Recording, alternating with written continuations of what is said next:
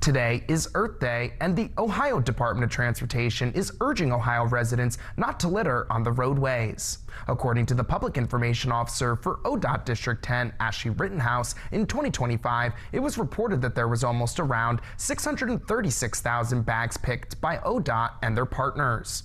Rittenhouse says that this used up around 232,000 hours on the effort for the department to pick up trash. Rittenhouse suggests Ohioans to not litter on the roadways as someone still has to pick it up.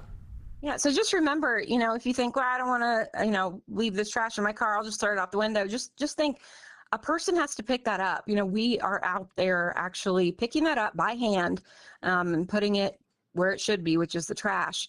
And so, just remind yourself of that. Rittenhouse adds if crews weren't out picking up trash on roadways constantly, road projects could be finished much faster.